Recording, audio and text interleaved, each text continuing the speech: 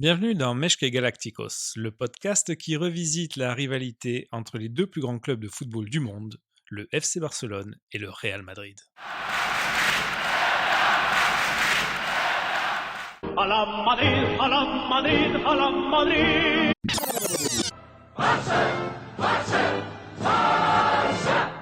Salut Aslan. Salut Xavier. Le mercato d'hiver s'est terminé il y a 15 jours maintenant. Est-ce que ça t'a fait rêver un peu cette année? Bah écoute, personnellement, pas tout à fait. On a perdu le grand buteur Jovic, et on a perdu le grand playmaker Odegaard, donc pas vraiment. Non, j'étais pas vraiment impressionné par ce mercato en particulier. Mais d'ailleurs, j'ai une petite question à toi. Est-ce que tu te rappelles deux matchs que tu nous as proposé de regarder il y a 2 semaines? Ah oui, c'était le Liverpool City du week-end dernier. Exactement, et le score était 4-1 pour City. Pas étonnant. Bah, tu vois, donc vu que City a fait un score incroyable, un match incroyable, et en plus, tu viens de parler de Mercato un peu, pourquoi pas en parler des dieux de ces derniers Mercato, de ces 10 dernières années, je dirais, Manchester City. Écoute, je suis tout à fait surpris que tu me proposes ça, mais je pense que c'est un excellent thème pour cette semaine. Donc, ce que je te propose, comme d'habitude, après nous être intéressés à l'actualité du FC Barcelone et du Real Madrid, faisons un tour d'horizon du mercato d'hiver et surtout de ses flops chez nos deux clubs, avant de faire un focus sur, comme tu l'as dit, les dieux du mercato, Manchester City. Allons-y.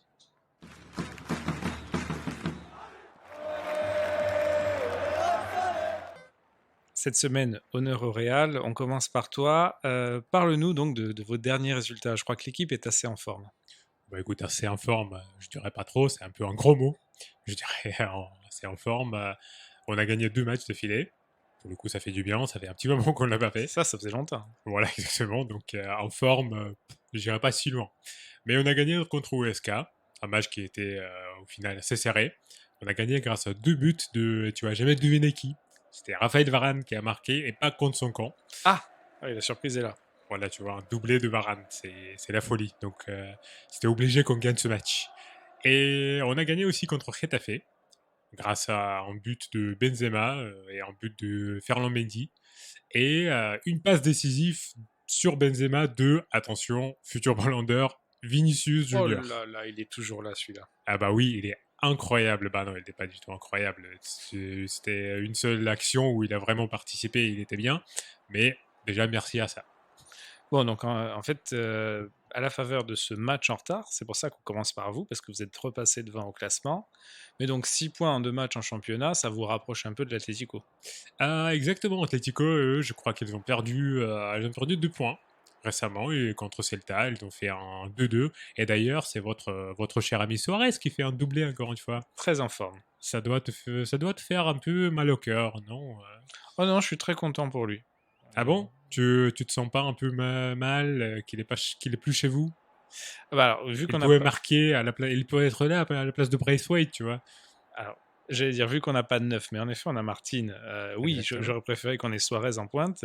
Mais de toute façon, le club voulait à tout prix le faire partir. Il est parti et je suis absolument ravi pour lui qu'il réussisse à Atlético parce que ça reste quand même un des meilleurs neufs actuellement, malgré son âge. Ok, blablabla. Est-ce que maintenant, Xavier, vu que vous êtes troisième, quand tu vois, vous êtes repassé derrière nous, où vous devez être, est-ce que tu peux nous parler de votre actualité? Qu'est-ce que vous avez fait de beau ces derniers temps? Bah écoute, nous comme déjà on est bien meilleur que vous, on est encore engagé dans pas mal de compétitions.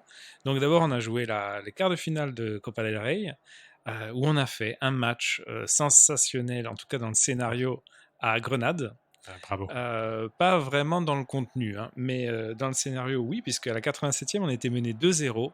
Et alors là, attention, je vais dire quelque chose que je ne dis pas souvent.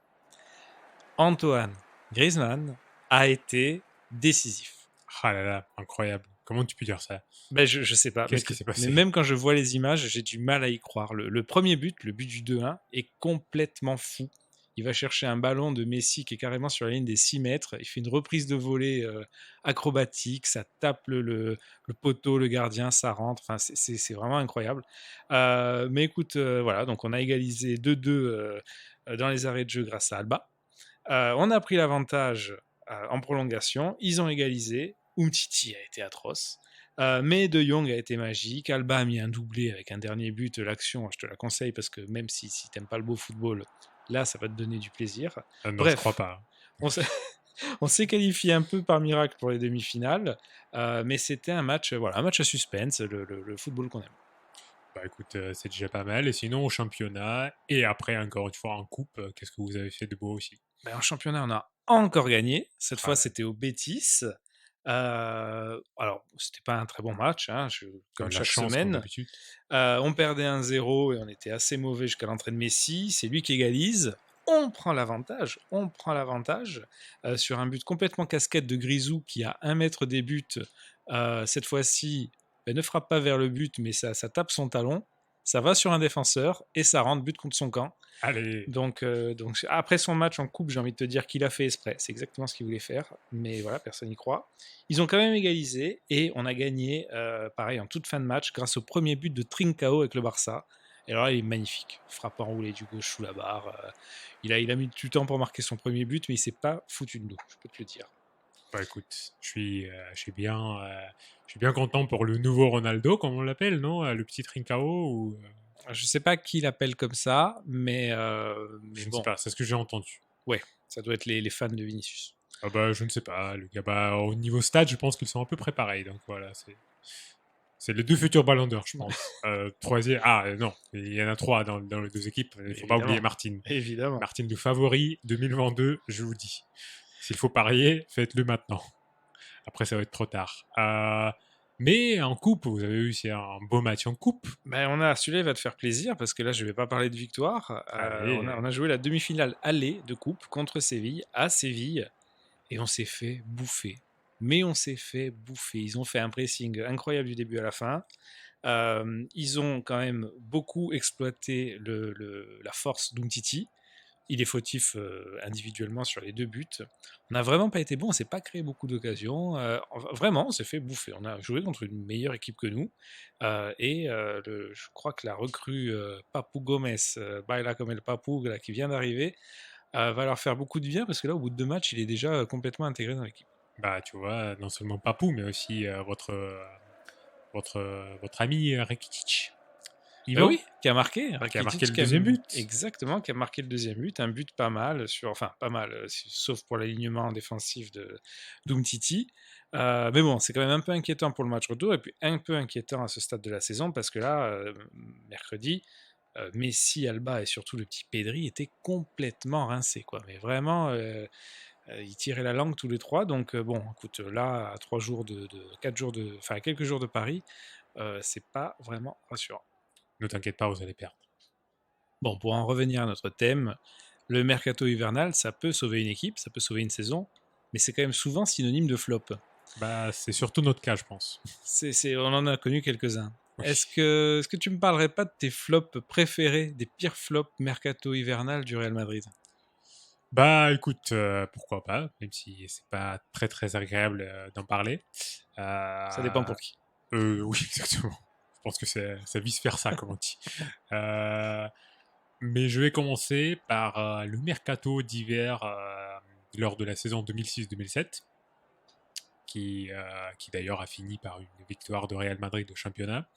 Merci David Beckham, Roberto Carlos et les compagnies. Il y a longtemps. Et Higuaín, qui est arrivé le même mercato, d'ailleurs. Donc je vais commencer par Fernando Gago, numéro 6, qui est arrivé de Boca Juniors, qui est arrivé à 20 millions quand même. C'était pas tout à fait les 20 millions d'aujourd'hui, c'était les 20 millions d'il y a 15 ans, presque. Et c'était assez cher. Pour te rappeler, on a acheté Tony Kroos à 25 ou 30, je crois. Donc, Oui, mais là, c'était une belle arnaque, quoi. Parce que clairement, Tony, il valait un peu plus que ça. exactement. Mais Florentino Pérez, merci beaucoup. Et donc oui, Fernando Gago, qui n'était pas tout à fait absolument mauvais, si je peux le dire comme ça. C'est pour ça qu'il est d'ailleurs qu'il est assez bas qu'il est le dernier dans ma liste, je dirais comme ça. C'est que il a quand même performé assez bien. Avec lui, on a gagné deux championnats et une coupe. Une coupe, il n'a pas trop joué avec Mourinho, mais quand même. Et il était assez souvent titulaire, mais quand il est arrivé d'Argentine, on nous a vendu comme un nouveau Redondo. Redondo, une icône pour tous les fans de Real Madrid. Mais c'était pas tout à fait ça. Et donc, les 20 millions, au final, c'était payé pour un numéro 6 qui était assez bof, au final, si je peux Plutôt me permettre. moyen. Ouais. Oui, assez moyen. Assez moyen. Et donc, maintenant, est-ce que tu peux me parler de qui va être le premier choix dans ta liste des flops?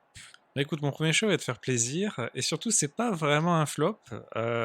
C'était annoncé comme un flop. C'était forcément un flop pour tout le monde. Et ça s'est plutôt bien fini. C'est le Ballon d'Or. C'est Martin Braithwaite. C'est Ronaldo danois.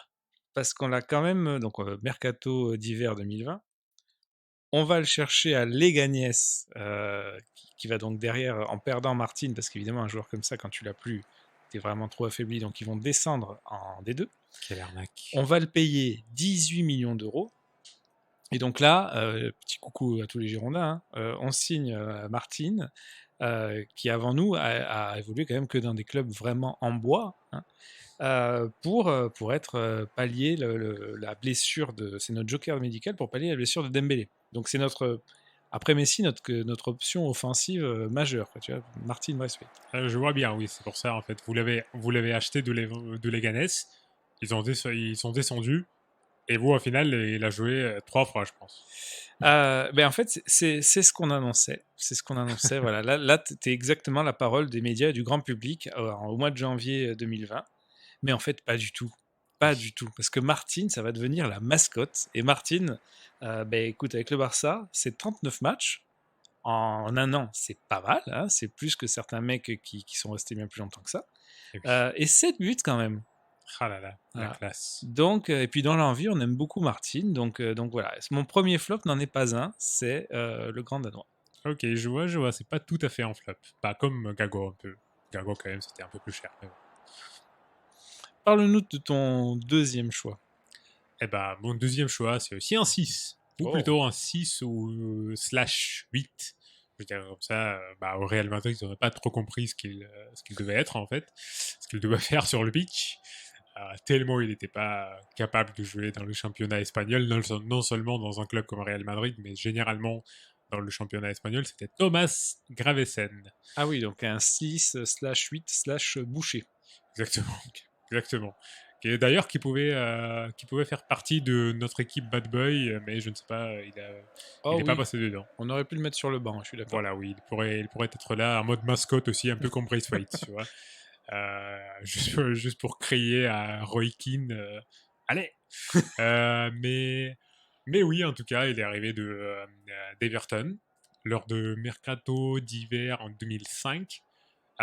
C'est juste à cette époque-là quand les formidables coachs de Real Madrid ont essayé de faire, je ne sais pas, je pense que seulement Zidane n'a pas joué un 6 à cette époque-ci. Je pense que tout le monde, même Raoul peut-être, il est descendu 2-3 fois. Oh, c'est fort Parce possible. que à cette époque-ci, c'était Beckham qui a souvent joué quand même en 6, ce qui était formidable, oui, j'avoue. Mais pas tout à fait le même niveau que Makelele. Et donc oui, on a essayé de remplacer Makelele qui était parti en 2003 quand même. Un an et demi après, on a essayé de le remplacer par Gravesen.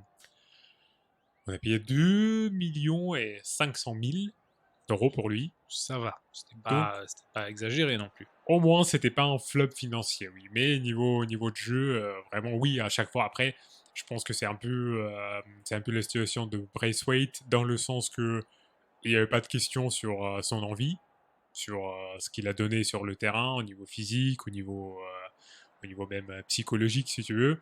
Mais le niveau de jeu, c'était pas du tout le niveau de Real Madrid.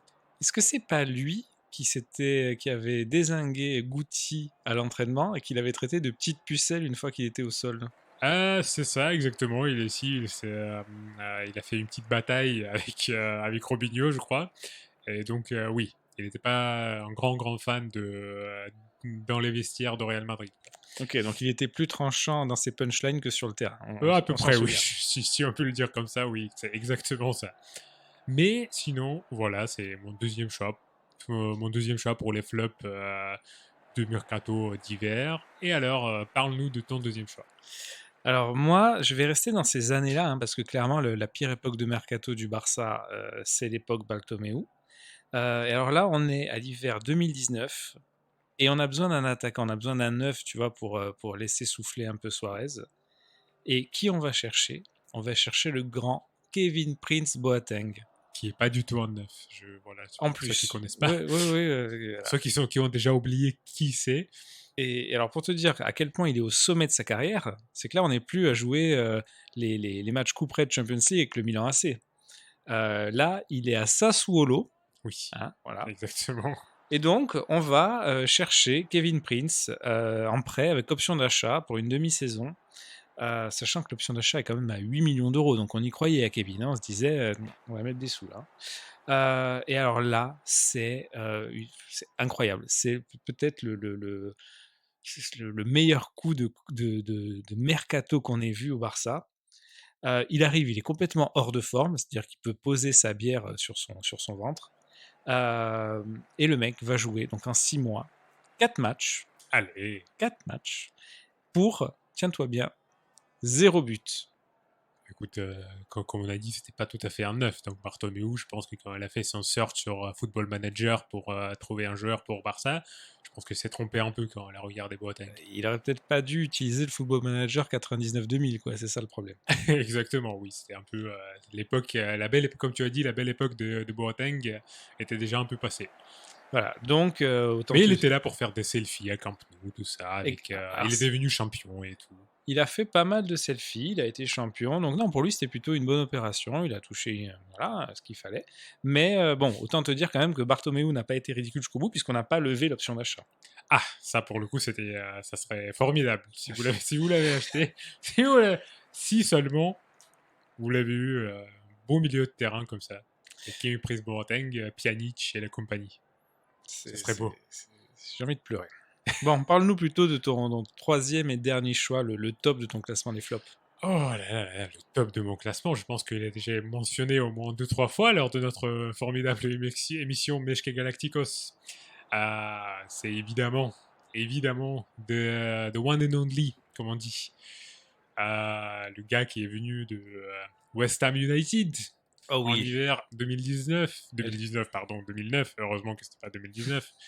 En hiver 2009, quasiment juste après la démission de notre président de l'époque, Calderon. Et c'est Julien Faubert. El Grande Rourou.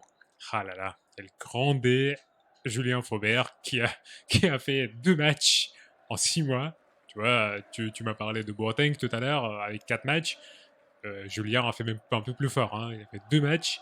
Et en tout, je crois qu'il a même pas fait 60 minutes sur le terrain. Pas mal. Tu vois, donc, mais quand même, si tu vas au Bernabéu et tu regardes la liste de tous les joueurs qui ont joué au Real Madrid, tu peux voir la petite photo de Julien à côté des gars comme Di Stefano, par exemple, ou Raoul. Tu vois, c'est quand même pas mal. Mais est-ce que c'est pas très dommage parce que Faubert, ok, au Real c'est un flop, mais c'était un très bon joueur quand il était à Bordeaux, même en Angleterre. C'était une valeur sûre. Exactement, je rappelle ceux qui écoutent, c'est que Julien, c'était le premier joueur après Zizou qui a porté le maillot avec le numéro 10 sur son dos en équipe de France, et il a marqué en but. Hein. Donc, stat incroyable en match en équipe de France, en but. Ouais, voilà. Allez, grand beau gosse. Mais c'était pas du tout le niveau de Real Madrid. Je suis désolé, mais le gars, il s'est endormi une fois même sur le banc. Ça, c'était absolument formidable. Et voilà, je ne sais pas ce qui s'est passé. Je ne sais vraiment pas. Je crois qu'il avait un très bon agent. Un très bon agent, ou le président qui a remplacé Calderon avait besoin de blanchir un peu l'argent. Je ne sais pas ce qui s'est passé exactement. Mais 2 millions sur le prêt de Faubert, c'était une belle affaire. Pas pour nous, pour West Ham United. Pour le coup, pour nous, c'était une catastrophe. Donc voilà, Julien Faubert, le top des flops des mercatos de Real Madrid en hiver. Et alors, là maintenant que j'ai parlé de ce formidable numéro 10 après Zizou, est-ce que tu peux me parler de ton premier choix et ton top flop des transferts de Barcelone? Bah écoute, il n'y a pas que sur le terrain qu'on est meilleur que vous, même dans les flops, on est meilleur que le Real Madrid. Allez. Parce que là, ton top 3 des flops, ça fait quoi? 25 millions d'euros, max. Exactement, à peu près, oui. Ben moi, mon top 1, hein, j'enlève Braithwaite, j'enlève Boateng, mon top 1, il défonce ton top 3. C'est-à-dire que moi, mon numéro 1, mon plus grand flop, et je pense que c'est le plus grand flop de l'histoire du Barça, il s'appelle Coutinho. de l'histoire de football, même peut-être. Parce que quand même, vous avez payé... on a payé Ronaldo, Xabi Alonso et Benzema ensemble, je pense, cette somme-là. Donc, Je vous laisse à vos magouilles. Nous, on est allé chercher le meilleur joueur de Liverpool en 2018. On a mis 160 millions sur la table. 160 millions. Ce qui est le plus gros transfert de l'histoire du Barça, évidemment. Et alors, quand tu regardes ses stats, c'est pas affreux. Hein. Il fait 88 matchs, c'est pas beaucoup. Mais il marque 23 buts, il fait 11 passes décisives. Bon, la première saison, donc demi-saison, il fait le doublé. Pas mal. Par contre, on recrute quand même un mec qui avait déjà joué en Champions League, qui peut plus être aligné en Champions League. Hein. Donc, on met 160 millions sur un mec donc qui peut pas jouer avec nous en Champions League. Ok. La deuxième saison, il joue toujours pas à son poste, hein, parce que quand même, bon, il faut rendre ça à Valverde. Coutinho n'est pas le seul responsable, mais il a quand même fait, il a quand même fait 2 saisons pas du tout à son poste. Mais il est absolument nul. Il est tellement mauvais, il sert à rien. Mais il finit champion quand même, beau gosse. c'est pas mal. C'est déjà pas mal. Mais c'est vrai que le sommet de sa carrière avec le Barça, c'est la 3e saison, où là, il va remporter un triplé historique. Il finit champion, il gagne la coupe et il gagne la Champions League. Le seul problème, c'est qu'il joue pas pour le Barça, il est prêté au Bayern. Oui. Donc, voilà. Et il marque 2 buts même. Il marque en quart de finale, oui, tout à fait. Il marque en quart de finale, exactement, oui. Voilà. Tu vois, il est décisif. Je ne sais pas pourquoi tu as un problème avec lui. Écoute, il est complètement décisif. C'est vraiment une belle acquisition. Et puis, alors, cette année, il a joué 10 matchs, il s'est blessé. Là, a priori, il ne va pas revenir. Donc, c'est les 160 millions d'euros les mieux investis de l'histoire. Clairement, c'est Coutinho, mon flop, parce que c'est pas un mauvais joueur, mais on n'avait pas besoin de lui. Il s'est jamais intégré dans l'équipe. Il a jamais compris le schéma de jeu. Il marque, pour marquer le 3e but contre Retafe ou Huesca, il y a du monde. Et bon, sinon, il sert à rien. Donc, écoute, ton Julien Faubert, moi, je l'aime beaucoup. Hein, et je te l'échange quand tu veux contre Coutinho. Ah bah écoute, on peut faire une petite équipe avec Coutinho et Julien Faubert sur les côtés. C'est la Champions League direct. Je pense que Zizou, 3 Ligues des Champions d'affilée, ça va être rien du tout. Hein. On va revenir dans les années 50 de Real avec 5 Ligues des Champions d'affilée. Boum. C'est sûr que si tu mets Coutinho et Faubert sur le terrain, dans la même équipe, ça va être un sacré casse-tête pour le jury du Ballon d'Or. Mais bon. Oui, ça va être incroyable. Et en plus, sur le banc, tu mets Vinicius et Trincao. Ouh, la folie.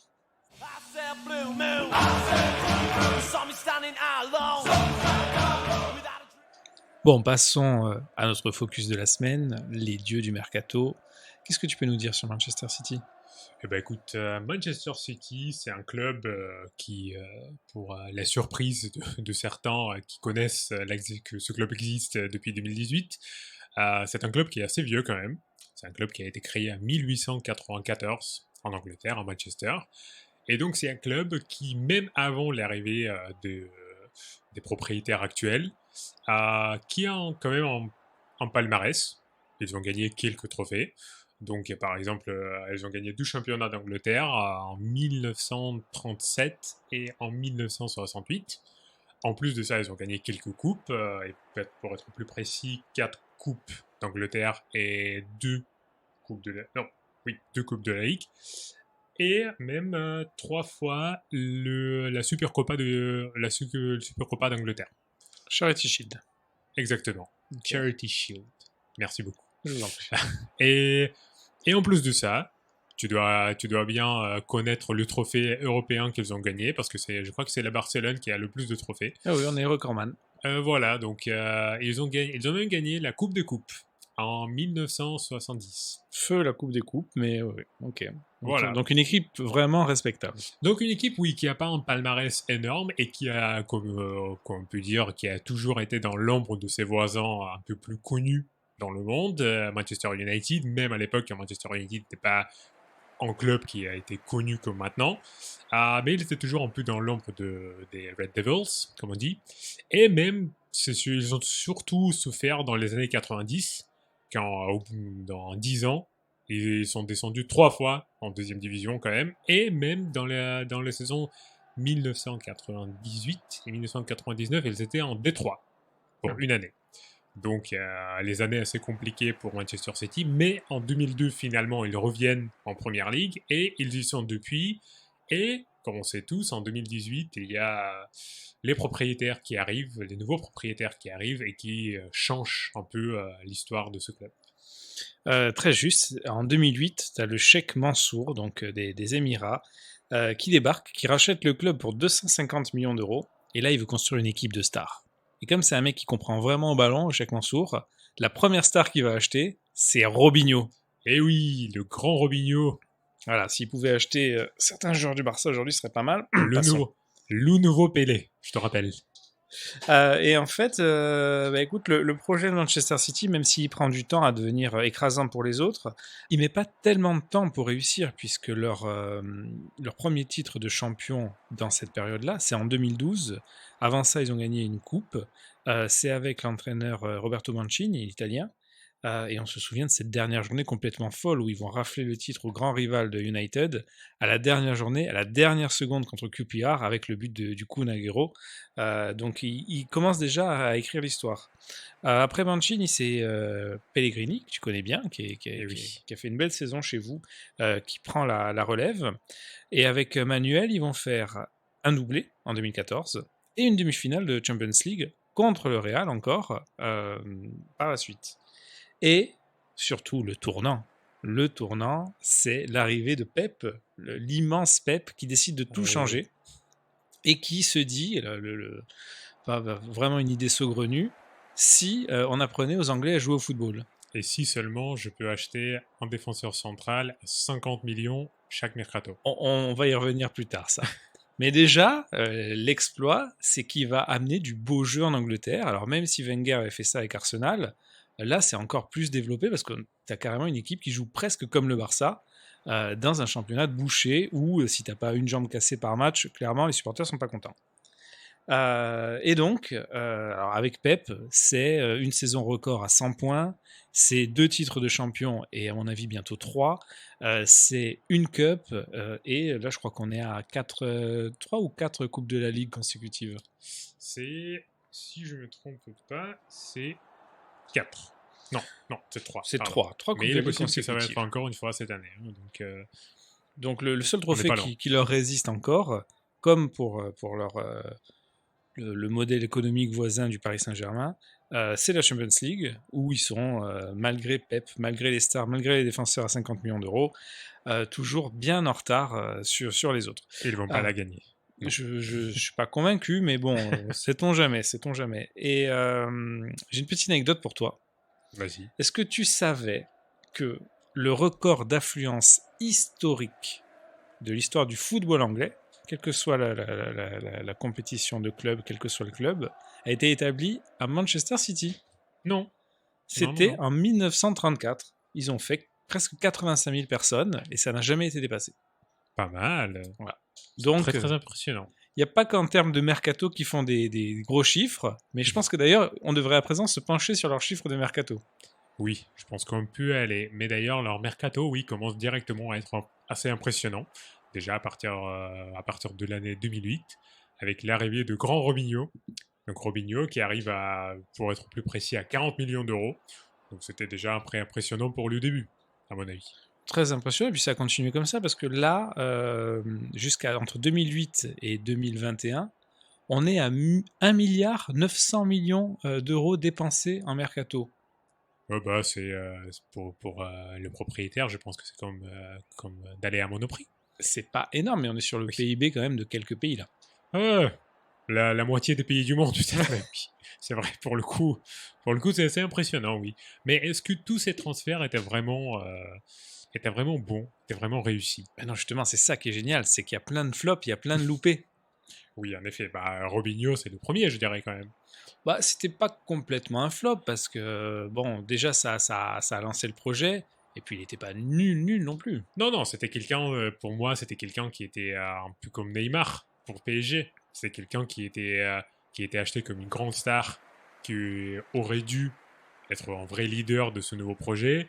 Et au final, il est resté à son vrai niveau qu'une année. Et donc, je ne sais pas, personnellement, je ne suis pas convaincu. Il était plus impressionnant à Milan qu'à Manchester City, par exemple. Ah oui, donc il était Donc. vraiment pas très impressionnant à ton avis, quoi. Oui, bah après, c'est un avis personnel. S'il y a quelqu'un qui s'oppose, il n'y a Oui, aucun problème. qui parle maintenant ou qui sait jamais. Ok. Non, des flops, il y en a eu pas mal. Et surtout, il y a eu des montants complètement fous. On peut par exemple parler des 55 millions dépensés pour Josh Stones, ce défenseur qui a passé quand même plus de temps à l'infirmerie que sur le terrain. Et alors, dans le même exemple, on a Benjamin Mendy, champion du monde, certes, mais 57 millions, on n'est pas non plus sur un joueur qui a révolutionné son poste à Manchester City. Bah, en effet, mais si on parle des joueurs comme ça, il faut aussi citer Stefan Jovetic, par exemple, qui est arrivé à l'époque, qui était un grand attaquant, qui était censé être un grand attaquant, Grande plutôt. promesse. Ouais. Voilà, grande promesse, qui est arrivé de Fiorentina, oui, exactement, de Fiorentina. Il quand même une trentaine de millions d'euros. Donc à l'époque, on y est cru, on y a cru, mais au final, il n'a pas réussi de devenir un vrai numéro 9 de cette belle équipe de Manchester City, mais c'est lié aussi peut-être au fait qu'ils avaient Kun Agüero, donc il ne faut pas parler que des flops quand même, ils avaient quand même des belles achats comme Kun Agüero par exemple, Oui, ou oui. David Silva, les joueurs qu'ils ont volés de la Liga. Bah, c'est intéressant de voir que par exemple, Otamendi, qui est pas vraiment un flop, hein, parce qu'il a fait une belle carrière à Manchester City, mais qui est pas non plus ni le meilleur défenseur qu'on ait vu jouer, ni quelqu'un qui a changé la face du club, ils l'ont payé 45 millions d'euros. Et que le Kun Agüero, qui est là pour le coup une légende, qui est leur meilleur buteur historiquement, ils l'ont payé 40. Donc voilà. Bah, c'est pas toujours avec les défenseurs centraux, ils ont un peu de l'amour éternel, je pense, à Manchester City, parce que on peut en citer quelques-uns des petits flops en défense centrale. Bah écoute, moi, pour rester dans le thème du mercato hivernal, j'ai envie de te citer Aymeric Laporte, Ah, parce que c'est plutôt un bon joueur, hein. Mais là, on est quand même on est à moins de 100 matchs en 3 saisons. On est à pas mal de bourdes. Et on parle d'un joueur, donc c'est un défenseur central acheté à Bilbao, qui a coûté 65 millions d'euros. C'est-à-dire que là, on est dans l'ordre de Bartomeu, quoi. Tu vois, c'est les transferts à la Bartomeu, c'est. mais tu vois, pareil, c'est un peu comme Otamendi. Otamendi, c'était un bon défenseur à Valence, mais est-ce que ça a vraiment coûté 45 millions? Ah, mais moi, Otamendi, tu pouvais l'utiliser, tu pouvais le mettre sur le banc et il jouait, quoi. En effet, mais quand même, 45 millions, c'était peut-être un tout petit peu abusé. Mais encore une fois, on revient sur l'histoire de John Stones, par exemple. John Stones aussi, c'est un achat qui, au marché anglais, c'est un prix qui est raisonnable pour un joueur anglais, tu vois. Ouais. Parce qu'il il favorise tellement le joueur anglais, par exemple Pickford, le gardien de Everton. Je ne dirais jamais qu'il est exceptionnel, mais il a été acheté 2 fois plus cher que vous avez acheté à Ter Stegen, par exemple. Mhm. Il a été acheté à 25 millions, je crois, et Ter Stegen à 12 ou à 13, si je ne me trompe pas. Ah bon. Donc voilà, tu vois. Donc moi, plus rien ne me surprend avec les transferts de Manchester City ou les transferts anglais en général. Écoute, moi, je vais te parler, alors, rien ne te surprend avec les défenseurs centraux en Angleterre. Parlons d'un neuf en Angleterre. Allez. Un neuf qui a signé au mercato hivernal. Tu me donneras ton avis pour savoir si c'est un flop ou non, hein. Mais Wilfried Bony, qu'est-ce qu'on en pense de Wilfried Bony qui a coûté 32 millions d'euros, qui a joué là-bas presque 2 ans. Donc il a joué quand même 46 matchs en 2 ans, c'est raisonnable. honorable, hein. Est-ce que tu sais combien il a mis de buts en 46 matchs? Attends, je vais essayer de deviner. Donc un pur neuf, hein. Donc, en pur neuf, Wilfried Bony, pour le coup, c'était un vrai neuf. C'était un peu un attaquant à la Didier Drogba, je dirais. C'est pas très sympa avec Didier Drogba, mais ok, sur le descriptif du poste, je veux bien. J'ai précisé à la Didier Drogba, pas comme Didier Drogba. Donc, tu vois, c'est pas tout à fait la même chose. C'est comme dire Martin Braithwaite, c'est un attaquant à la Samuel Eto'o. Pas tout à fait pareil, tu vois. Pas Oula. tout à fait comme Samuel Eto'o. Donc, là, j'ai mes oreilles qui saignent d'avoir entendu cette comparaison. tu vois, donc oui, j'essaye d'être gentil avec les joueurs, tu vois, avec Ouais. les flops. Laisse-moi être gentil. Donc Wilfried Bony, 46 matchs, je dirais 7 buts. 7 buts. Eh ben, écoute, j'ai envie de te donner un point de bonus parce qu'il en a mis 6. Allez, Et moi ça, j'étais pas loin, tu vois. c'est un beau ratio, hein, sachant que dans ses 6 buts, il y a un doublé. Allez. Donc, mec solide, quoi, tu Est-ce vois. qu'au moins c'était contre Manchester United? Oh non, non, non, ça devait être plutôt un Wolverhampton ou un West Brom, quoi. Ah oui, ça c'est un peu plus nul pour le coup. Rien contre West Brom Oh ou non, non, d'autres non, clubs. non. Ouais, Ils ont le droit d'avoir une y a équipe en aucun bois. souci. Mais tu vois, oui, c'est le numéro 9. Après, on peut trouver pour chaque poste, en fait. Même les défenseurs, comme tu as parlé un peu de Mendy. Mais sur l'autre côté, il y avait aussi un autre flop. Un autre flop de grands clubs espagnols que tu connais bien, Real Madrid. Est-ce que tu peux deviner qui c'était? Est-ce que tu peux te rappeler qui c'était? Oh là là, pourtant les flops du Real Madrid, je m'en délecte. Euh, Je peux te dire, c'est un flop qui a gagné quand même 2 Champions League avec Real Madrid. ok, donc il a 2 Champions League Et c'était volés. récemment, c'était il y a 3 ans. Hein. Est-ce que c'est Danilo? Oh là Exactement, là. exactement. Il est très très fort avec les flops de Real Madrid. Là, je m'en doutais. Mais oui, Danilo qui arrive à 30 de millions aussi, 30-32 millions d'euros. Et qui fait pas grand chose au final, qui est là, qui gagne des titres, qui fait des selfies, un peu à mode Kevin Prince Boateng, et bah, c'est ce qu'il a fait au Real Madrid aussi à peu près. Donc, donc voilà, les flops un peu partout à Manchester City. Moi, mon préféré, malheureusement, c'est pas un flop du mercato hivernal, c'est un flop de l'été. C'est Mangala. Ah, 40 millions. Mais alors Mangala, c'est mon héros. Vraiment, ils l'ont payé, alors pas 40, ils l'ont payé 45 millions d'euros. Ah. Il a joué même pas 80 matchs en 3 ans. Évidemment, il a marqué 0 but, même si c'est pas ça qu'on lui demande. Mais c'était surtout la révélation. C'est-à-dire que quand ils ont mis 45 millions d'euros sur Mangala, c'était pour. Voilà, c'était le défenseur qui allait solidifier leur défense, quoi. Donc lui, il a vraiment un très très très très bon agent. Bah pour le coup, quand tu achètes de Portugal, c'est toujours, tu peux toujours te tromper, hein, parce que pas tous les défenseurs de là-bas peuvent être pépés. Non, non, non, je pensais plutôt à Ricardo Carvalho, puisqu'on est en Angleterre, mais en effet, non, mais là, c'est Mangala, Mangala.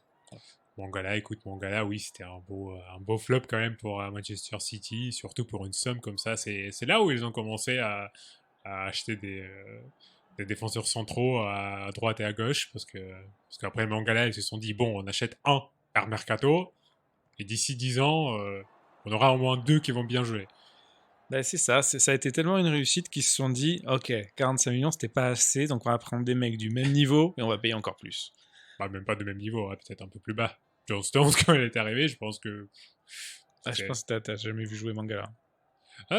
Bah si, il a joué à Valence, donc j'ai un peu observé quand on a fait des matchs contre Valence, contre lui. Donc oui, pour le coup, pas tout à fait 45 millions, je dirais. Écoute, je pense qu'il est temps d'arrêter de tirer sur l'ambulance de la défense de City. Oui. On va en rester là pour cette semaine. Donc merci beaucoup Aslan, mais avant de nous quitter, dis-moi quel match tu vas regarder avec grand intérêt dans les jours qui viennent. Bah écoute, moi je pense que tu attends de moi que que je parle de Champions League. Et non, je vais pas parler de Champions League, c'est pour les petites équipes. Nous, on en a gagné assez, donc voilà, ça va. Oui, mais c'est ça, vous êtes les spécialistes, c'est pour les petites équipes. Exactement, on s'est dit... Ça me plaît ce que tu dis, je suis d'accord. On laisse aux petites équipes maintenant, Ok. pour les 3-4 prochaines années. Voilà. Donc je vais proposer de regarder un match de ton championnat préféré. Ah, Ton championnat préféré, donc tu sais bien de quoi je vais parler, oui. du championnat anglais. Ça sent la bière et les roues. Voilà, anglais, Première Ligue, samedi à 18h30.